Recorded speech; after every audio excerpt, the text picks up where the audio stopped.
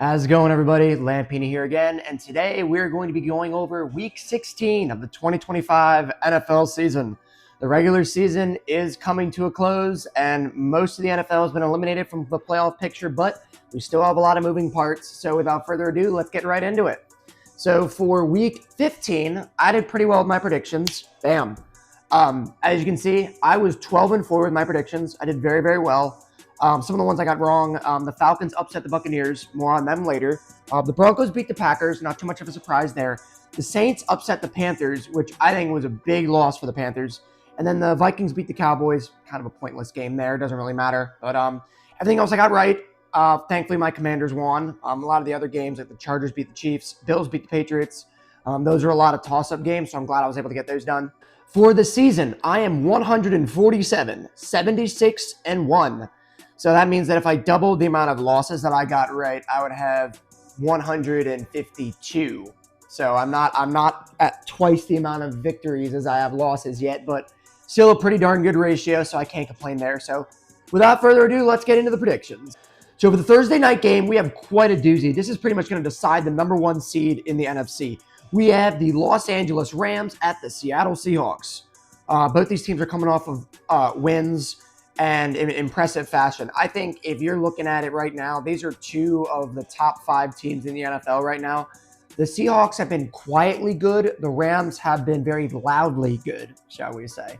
The Rams beat the Detroit Lions 41-34. Impressive showing there by the Rams. Matthew Stafford, 24 of 38, 368 yards, 2 touchdowns, an interception, a 101.6 passer rating. Kyron Williams, 15 carries for 78 yards and 2 rushing touchdowns. Puka Nacua, an incredible game by him. 9 receptions for 181 receiving yards. So the Rams fought hard against a very strong opponent in the Detroit Lions, and they managed to win. This is what the Rams have been doing all year, and this is why I say that they are the number 1 best team in the NFL. Not only are they the number 1 seed, not only are they 10-3, but they're beating good teams while they do it. Beating a team like the Lions shows that not only are they a good team, they are not like held back by an easy schedule like the Patriots, for example. They are the real deal. As for the Seahawks, they beat the Indianapolis Colts just barely, 18-16. Phillip Rivers almost beat them, but they were able to pick him off on his game-winning drive that allowed them to win the game. Sam Darnold was 22 of 36 for 271 yards, 84.4 passer rating, no touchdowns, no picks. There's a clutch interception against the Colts, who fought an inspired game. They looked sluggish in the first half, but they came strong in the second half. The Seahawks did. This is going to be a fantastic game. The Rams did beat the Seahawks last time around, and it is going to be on the road. But I think the Rams are too strong of a team. I actually am still going to go with the Rams.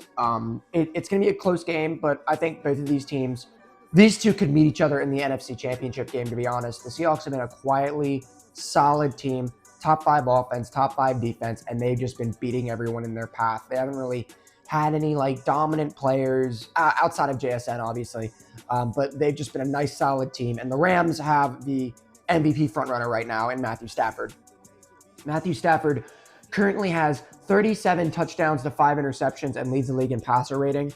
If he doesn't throw a pick in the rest of these games, he has the potential of throwing for 40-plus touchdowns and 5 interceptions, which is, 2011 Aaron Rodgers territory. It's what Lamar Jackson did last year. Should have won the MVP. Lamar should have, but that's beside the point. Matthew Stafford is belting down to a MVP in year 17 of his career, so good on him for that. We'll wait and see what happens, but I'm going with the Rams on this one. Next up, we have the Washington Commanders and the Philadelphia Eagles. This is going to be played in Washington. We'll start with the Eagles first. Not really much to say about them. This was what I thought it was going to be. The perfect get-right game for the Eagles, who lost 2 straight. Jalen Hurts, 12 of 15 for 175 yards and 3 touchdowns, 154.9 passer rating. So he completed 12 passes, and 3 of them were touchdowns. That is the most Jalen Hurts stat line I've ever seen, but they won 31-0 against the Raiders. I'll talk about the Raiders a little bit more when they play, but they are enhancement talent, and I think they're officially the worst team in the NFL right now. Speaking of terrible teams, the Washington Commanders snapped an 8-game losing streak against the New York Giants. They won 29-21. It was a good showing by the Commanders, and they had a lot to show for it. Ja'Cory Krosky Merritt had a good game, 18 carries for 96 yards and a touchdown. And Terry McLaurin had a receiving touchdown as well, a really nice 51-yard touchdown reception, which was cool to see. He beat two guys, spun away from another guy. I mean, you love to see highlight reels from Terry. When he's healthy, you see what he can do. You know, he's a great player, and hopefully he can be healthy next year, and we can kind of reload. They're shutting down Jane Daniels, so he's not going to play for the rest of the year, which I think is smart. I think he needs to fully heal, fully reset, and get ready for next season. I'd like to see us end the season with a bit of positivity. Maybe win one or two of our last 3 games. I'm not too pressed about draft positioning because, there's so many third overall, fourth overall, fifth overall picks that don't end up becoming anything. So I'm not too pressed about a draft position spot. I think the only time you should be pressed about a draft position spot is if you need like a quarterback, and you know that the quarterback is going to go high, and then that can screw up your chance in getting said quarterback. Other than that, I think that's the only time you should really be concerned about like a draft position. You know what I mean? So I do think the Eagles are going to win this game, though. The Commanders played well against the Giants. Mikey Sainer still got a good interception. Our defense played well, but it was also against the Giants. You know what I mean? So yeah, I take that with a grain of salt. It's at Northwest Stadium. I almost said FedEx Field, but the Eagles are going to win. It'd be a really bad loss for them. I think this will officially clinch the division for them as well if they win. So it'd be great if the Commanders played spoiler, but I don't really see that happening. So I'm going with the Eagles. Next up, we have the Green Bay Packers at the Chicago Bears. These two played each other 2 weeks ago. Packers are 9-4-1. The Bears are 10-4. They beat the Cleveland Browns, taking advantage of an easy schedule. They crushed them. Not much to really say there. Caleb Williams, 17 of 28, 242 yards, 2 touchdowns, a 112.5 passer rating. I mean, they crushed a bad team, which is kind of a microcosm of what the Bears season has been. They've just beaten up on bad teams to inflate their record to 10-4. I've said this before, but 2 of those wins shouldn't have happened against us and against the Giants. So if you take 2 of those wins away, they go from 10-4 to 7-6, which I think is a more accurate representation of what the Bears record really is.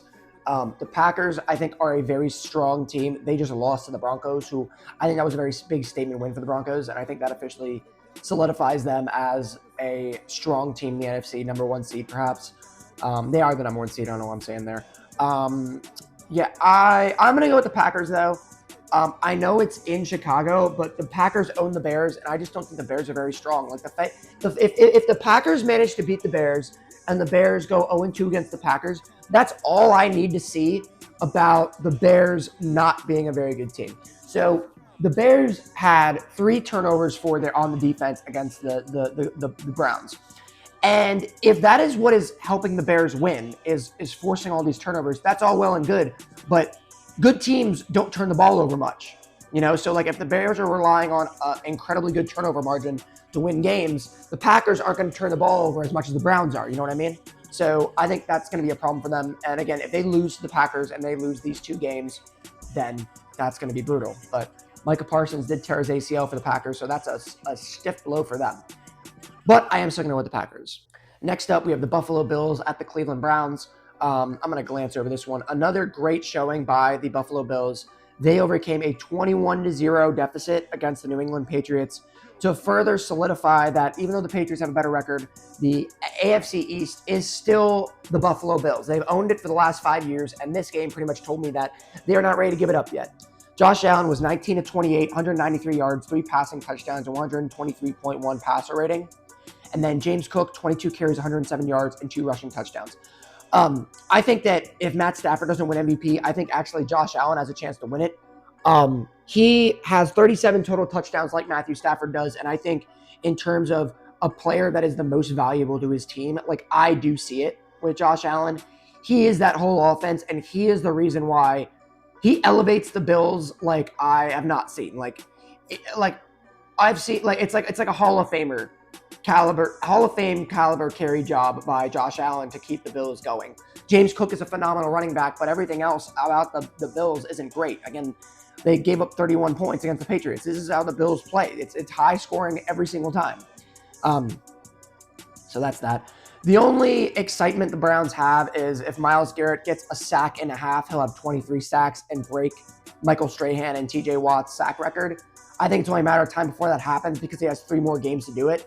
I think what will be exciting is seeing how many sacks he beats it at. Like, imagine if he reaches like 25 sacks or 26 sacks.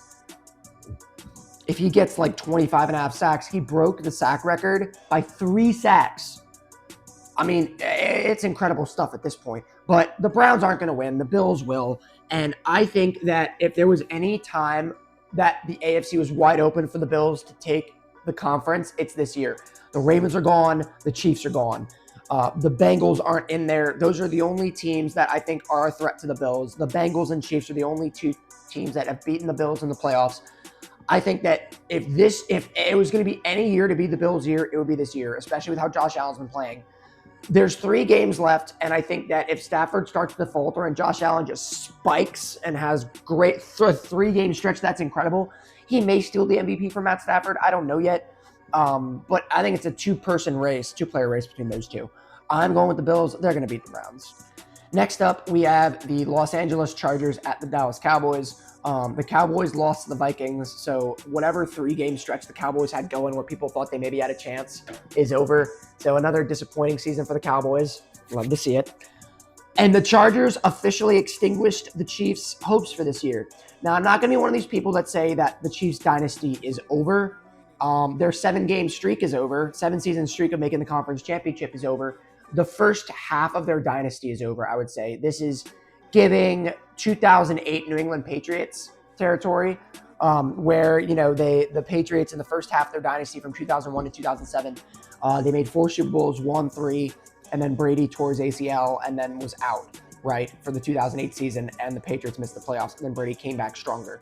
I'll talk more about the Chiefs because they're next game, but the Chargers, again, the Chargers remind me a lot about the Broncos, where people are like, do we really take the Broncos seriously? Do we really take the Chargers seriously? But they're a well-coached team with a great quarterback, and they get the job done. The Chargers are going to win this game, and the Cowboys are just going to roll over and die like they are, like the jobbers that they are. Love to see it. All right, next up, we have the Kansas City Chiefs at the Tennessee Titans.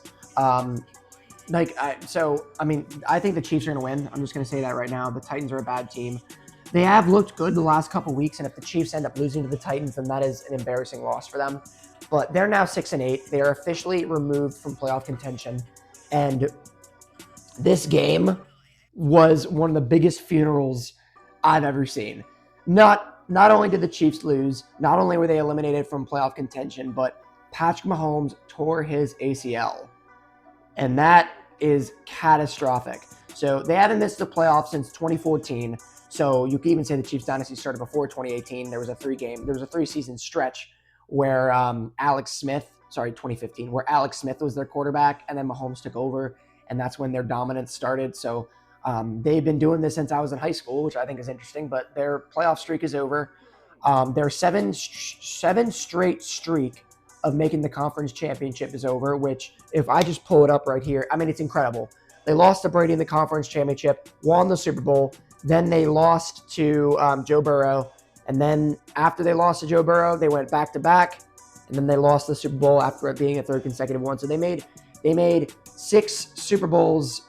They made 5 Super Bowls in 7 years, and they won 3 of them. I mean, you put that against any other dynasty in the NFL, and you have, what the Chiefs were able to do. I do not think it's over. I'll be the first to say I do not think it is over.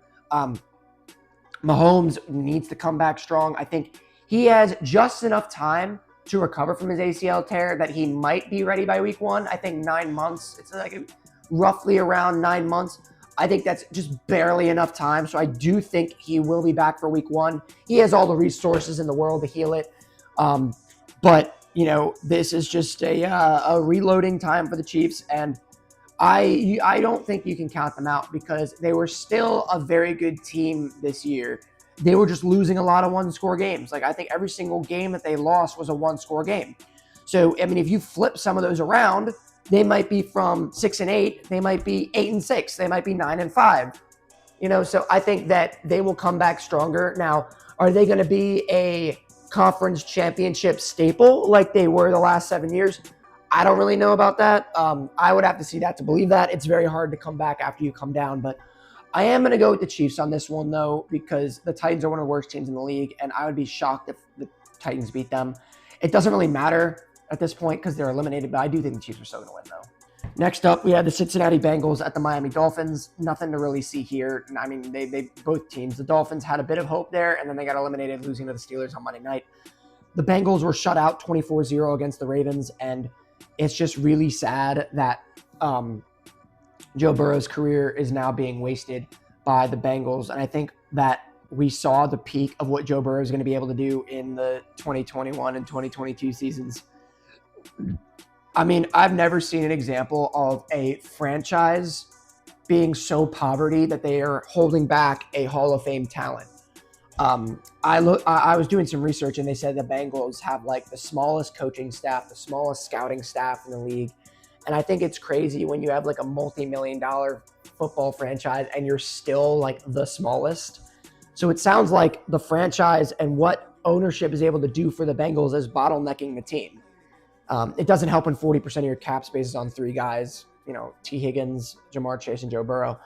They're never going to be successful. I mean, you can see what the Bengals can do under Joe Burrow because they were 2-0 before he got injured, and then he did well the last couple weeks. He gave the Bills a run for their money, but they need more than what they have now to be competitive again.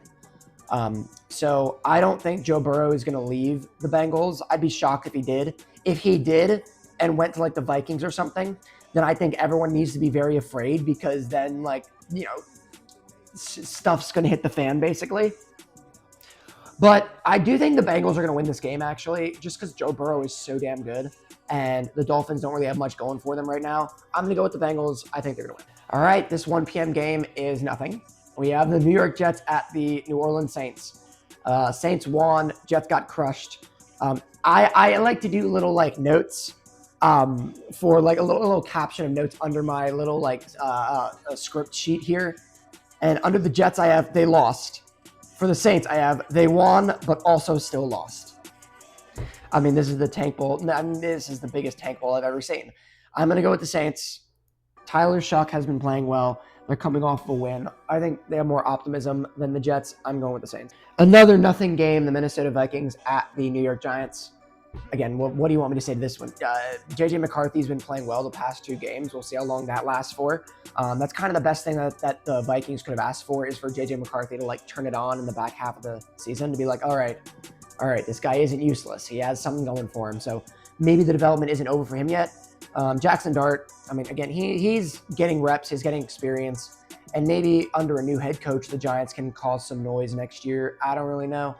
But I am going to go with the Vikings. They're going to beat the Giants. I mean, it's just, what more do you want me to say? The Giants are terrible. It's really nice that no matter how bad the Commanders are, the Giants are always worse. So that's how I feel about that. I'm going with the I'm going with the Vikings. The Commanders are going to win this game against the Vikings and Giants. Wouldn't that be crazy? No, I'm going with the Vikings.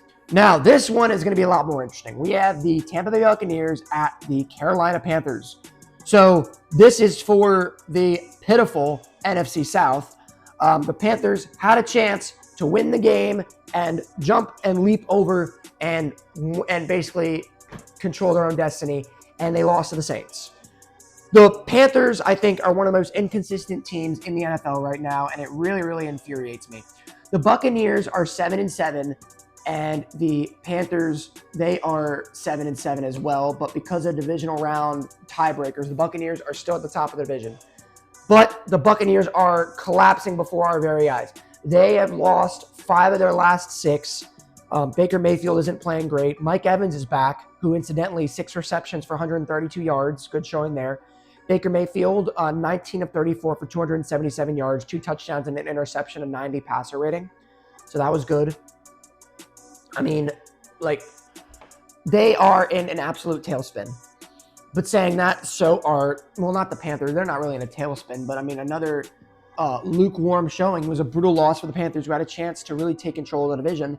Winning this game will be the reason. The Buccaneers, as I said in my notes here, they're suffering a full-blown collapse like the Commanders did in the midpoint of the season, except instead of the midway point of the season, it's happening at the end of the season, which is just, brutal for them. I am going to go with the Panthers. The Buccaneers are just They are just collapsing. They are collapsing. It's really, really bad. I think Todd Bowles needs to go, and I think the Buccaneers need to do some reloading if they're going to come back stronger next year. I'm going with the Panthers. So next up, this is the 4 o'clock slate starting, and this is going to be one heck of a game. We have the Jacksonville Jaguars at the Denver Broncos. So both of these teams are coming off of wins as well. The Jaguars have really, really impressed me now. They beat the Jets 48-20. I knew they were going to win, but the way that they won was noteworthy. Trevor Lawrence, 20 of 32, 330 yards, 5 passing touchdowns, and a 136.7 passer rating. This was the prince that was promised, what we saw from Trevor Lawrence here. He also rushed for a touchdown as well. The Jaguars are looking good. They are getting hot at the right time, and they could really cause some surprises in the playoff picture here. Very, very impressive stuff. The Denver Broncos, they are at the top #1 seed in the AFC right now. They are 12-2, and they have the best record in the NFL. Saying that, I'm still not sold on Bo Nix. But saying that, Bo Nix had a tremendous game as well. He was 23 of 34, 304 yards and 4 touchdowns, 134.7 passer rating. So another, both quarterbacks are coming off of probably 2 of the best games we've seen all season from anybody. You know what I mean? So this is going to be one heck of a game. I am going to go with the Broncos on this one because I think the Broncos' strong suit is their defense. But I would say in the 4 o'clock slate, try and watch this game because it'll be a very big indication of where these teams stand in the playoff picture against, there are 2 playoff teams going against each other, so it'll be very interesting to see what happens. I'm going with the Broncos. I think they're going to win, though. This game right here is irrelevant. We have the Atlanta Falcons at the Arizona Cardinals. These are 2 teams that desperately need to reload. I think it's hilarious that the Falcons drafted Michael Penix to try and avoid QB purgatory, and yet they are still in it now that Kirk Cousins is here. Kirk Cousins played well. He was 30 of 44 for 373 yards and 3 touchdowns, 117 passer rating. But what do you do, with this? Kyle Pitts also had a great game. 11 receptions for 166 yards and 3 receiving touchdowns. Another great showing by him. What do you do if you're the Falcons? Do you go back to Michael Penix after a knee surgery, or do you start a 38-year-old bridge quarterback?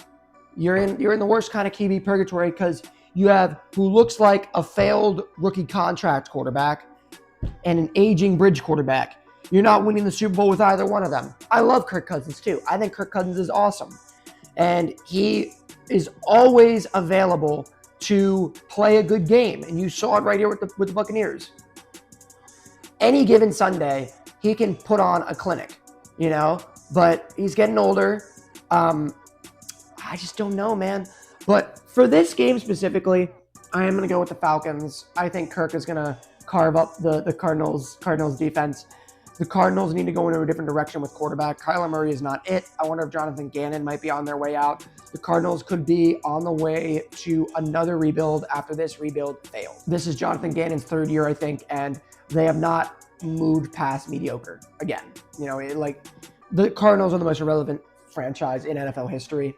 Maybe in the offseason I'll make a video about it just to show, but they've been a franchise for over 100 years, and they made the playoffs 11 times. To put that in perspective, the Ravens have made the playoffs more times, and they existed in 1996. So they're a very irrelevant franchise, and they're pushing that narrative further when they lose to the Falcons at 4 o'clock on Sunday. I'm going with the Falcons. This 4:25 game is going to be a bit more interesting. We have the Pittsburgh Steelers at the Detroit Lions. The Lions are coming off a loss. The Steelers are coming off of a win. Both teams are 8-6. However, 8-6 is good enough for the Steelers to win their division, and 8-6 is good enough for the Lions to be the number 8 seed. So this is a game the Lions definitely need to win. I still stand by the fact that the Lions are a good team. They have had some very bad luck with teams that they've had to play. They're clearly a great team, and they keep losing these close games against great opponents. I think that they will win out and have 11 wins. So I do think they're going to beat the Steelers. I think they will win out. It's just a question of, is 11-6 going to be enough for the Lions to make the playoffs? If they do make the playoffs, I think they're as dangerous as any team. Jared Goff, 25-41, 338 yards, 3 touchdowns, a 111.6 passer rating. Amon-Ra St. Brown, 13 receptions for 164 yards and 2 touchdowns. Jamison Williams, 7 receptions for 134 yards and a touchdown. Right? So they're a great team. They are just losing close games. Like when you lose to the Rams, it's like, it's the Rams. They're the best team in the league. Like, what do you want from us, you know? So I think that they are going to beat the Steelers, though, because while the Steelers are 8-6, they're a weak 8-6. And the Ravens, unfortunately, have a tough contest as well. So it remains to be seen if they're going to be able to do something with it. But it's going to be very interesting for sure. I'm going with the Lions. They're going to win. All right, another irrelevant game here. The Las Vegas Raiders at the Houston Texans. Texans put up 40 points against the Cardinals, and I think if there's a Super Bowl dark horse right now in the AFC, it is the Texans. They have the best defense in the NFL, and their offense has been getting better week after week. CJ Stroud has finally hit his stride. He was 22 of 29, 260 yards, 3 passing touchdowns, and a 137.1 passer rating. So he's got his stride going. Nico Collins had 2 receiving touchdowns. I mean, they're going to win. The Raiders, I think, are officially the most dysfunctional poverty franchise in the NFL as far as I'm concerned. They're worse than the Jets. They're worse than the Giants. They're worse than the Browns. You bring in Pete Carroll, who is a Hall of Fame head coach, and you are a 2-win team. You bring in Geno Smith to give you some stability as a bridge quarterback, and he craps the bed. You're playing Kenny Pickett now as your quarterback. Like, they have nothing. They have nothing going for them. And they might even screw up the first overall pick too. Like, the Raiders are in the deepest black hole I have ever seen since a couple years ago. I mean, I feel so bad for if you're a Raiders fan, because your outlook on this team has got to be the most bleak ever. There's no like greener pastures. They've been this bad for the last 25 years. Ever since they lost that Super Bowl to the Buccaneers, they have been this bad. It's just like something happened to them and they lost their soul, and they just like, I can't believe it. It's crazy. The Texans are going to win. We now come to the Sunday night game, and this game is a do-or-die game for the Ravens as they face the New England Patriots at Baltimore. The Ravens are 7-7. They beat the Bengals, an impressive showing. They did well. Lamar Jackson, 8 of 12, 150 yards, 2 touchdowns, a pick, 114.6 passer rating. That's probably the best game Lamar's had since he's been back, even though he only completed 8 passes. Derrick Henry, 11 carries for 100 yards, averaged 9.1 yards a carry. He had like 3 yards of 20-plus yards, which was impressive. They're against a tough team here, though. The Ravens are clinging on to a playoff spot. If they win this game and the Steelers lose, they have more of a chance. I think if they lose this game, they might officially be eliminated. I don't really know. And if the Ravens get eliminated, they need to rip the Band-Aid off, and they need to get rid of John Harbaugh, and they need to start a new era in Baltimore, because this should be the breaking point of it, right? I think it's time for them to just go their separate ways. As for the Patriots, they gave up a 21-0 deficit against the Bills, and the Bills climbed back in, and they beat them pretty convincingly. Drake May with probably his worst game of the season, 14 of 23 for 155 yards and an interception, a 62.8 passer rating. Travion Henderson had a fantastic game, 14 carries, 148 rushing yards, and 2 rushing touchdowns. He had 2 long rushing touchdowns in the game. So he is turning into, a good workhorse for them. But Drake May showing that, yes, he is still a second-year quarterback, still has a lot of growing to do. He was never an MVP candidate, guys. I know how many people thought he was an MVP candidate. Right now, he's not. The 2 MVP candidates in the NFL right now are Matthew Stafford and Josh Allen. Depending on how down the stretch goes, that might change. Right now, Matt Stafford's the front runner, but if Josh Allen has an incredible 3-game stretch and maybe he has more total touchdowns, maybe he has a better passer rating, I don't know, but it could go to either one of them. This game is going to be very, very hard to tell because the Patriots have had a very easy schedule. The Ravens are a more experienced playoff team. They know what this game is going to mean for them. They're at home. It's going to be an incredible game. I wish I could go to this game, but I don't want to freeze my ass off while I'm there. I'm going to go for the upset. I'm going to go with the Ravens on this one. I think that they know that this saves their season. It saves John Harbaugh as a coach for them. There's a lot on the line for this game, and I can't wait to watch it. I'm going with the Ravens. I think they're going to win. Last but not least, we have the San Francisco 49ers at the Indianapolis Colts. The 49ers took care of business against the Tennessee Titans. Another great showing by them. They have been rock solid this entire season. Brock Purdy, 23 of 30 for 295 yards, 3 touchdowns, 140.3 passer rating. Typical numbers there by Brock Purdy. The 49ers have looked like how they have been the last 3 years. Boom. When they had their 3-game stretch here of making the conference championship and losing out in the Super Bowl there, this is what they looked like. They looked like a strong, solid team. It's the same core: Christian McCaffrey, Brock Purdy, George Kittle, Trent Williams. They don't have Fred Warner, but it's the same core that they've always had of just a stacked Super Bowl caliber roster. Will it be their year? I wouldn't be surprised if they make it far because they're a very good playoff team historically, like they have in the last couple of years. The Colts had a little bit of life breathed into them when Phillip Rivers came in, age 44. Phillip Rivers, he was 18 of 27, 120 yards, a touchdown, an interception, and a 73.1 passer rating. Honestly, not bad for someone who hasn't played NFL football in 5 years, and being 44 years old at that. I mean, I was impressed with how he went, and he's probably going to start the rest of the year. The Colts are doing everything they can to keep their season alive at this point. I think they are mathematically removed if they lose this game, but I don't know. They could give the 49ers a run for their money, but I don't think it's going to happen. I'm going with the 49ers.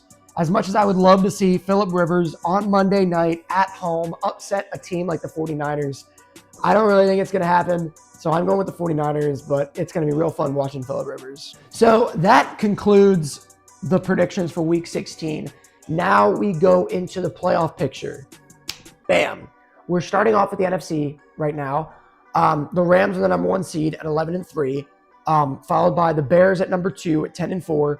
That could very quickly change if the Packers win. If the Packers beat the Bears, actually, the Packers will leapfrog into the number 2 seed.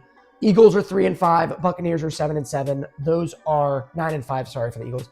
Those are the 2 other divisional leaders. And right now, I mean, it looks like the Seahawks and 49ers at 11-3 and 10-4 respectively have the chance to beat both of those division winners. And then we have the Packers at 9-4-1 as the number 7 seed. I mean, the NFC looks pretty set in stone. The only thing that I could see changing is I could see the Panthers leapfrogging the Buccaneers, and I could also see the Lions finding a way to get into the playoffs and leaving one of these teams out to dry. I don't know who that's going to be because I can't see it being the Packers. I can't see it being the 49ers, and I can't see it being the Seahawks. I mean, I could see the Bears lose out. That'd be a very poor loss for them if that happens, being the number 2 seed, being the number 1 seed at one point, and then over the span of 3 weeks missing the playoffs. That's bad luck for the Bears. But if you look at in the hunt, there's basically 3 teams. We can get rid of the Dallas Cowboys there. They're not in this. The Panthers and Lions are the 2 teams right now that are fighting for a spot right now. The Lions need a lot of help. And if the Panthers beat the Buccaneers, they control their own destiny. So we'll wait and see what happens. It'll be very, very interesting though. For the AFC now, bam! The Broncos are 12-2. They're the number 1 seed. The Patriots are 11-3. Jaguars are 10-4. Steelers are 8-4. Right now in the playoff picture, you basically have the Colts and the Ravens at 8-6 and 7-10 respectively. I see no reality where the Colts are going to make the playoffs because the Jaguars and Texans are not going to give it up. The Texans are not going to lose this week. The Bills, Chargers, and Texans all look like strong wildcard contenders. The Broncos, Patriots, and Jaguars are like when you look at the playoff picture, like all these AFC teams look strong. I think the thing is because the Ravens and the Chiefs aren't in it, like the Ravens, Chiefs, and Bills have run the AFC for the past 5 years. With the Ravens and Chiefs not in this, it's wide open for any one of these teams to make some noise. The Bills are the only stalwart playoff team that is still in this, and I think that they can do plenty of damage. They can make the conference championship, they can make the Super Bowl. I wouldn't be surprised if they did, But the only real change that I can see happening is if the Ravens get back into the number 4 seed against the Steelers. And then the Ravens have playoff experience. You never know what's going to happen with Derrick Henry there. They could upset the Chargers. I don't really know. It's going to be a very interesting playoff picture, particularly for the AFC. The NFC, you have the Eagles, Bucks, 49ers, Packers, Rams. All these teams have been in the playoffs before these last couple of years. So you're looking at, with the NFC, a lot more experienced playoff teams. And then you have the AFC with a lot of young, up-and-coming teams like the Jaguars, Patriots, Broncos, Texans, and these are all teams that were not good 3 years ago. And they've turned it around, and they're now powerhouses and are doing very, very well. So it's going to be very interesting to see what happens, folks. I've been Lampini. I'll see you guys for week 17. Take it easy.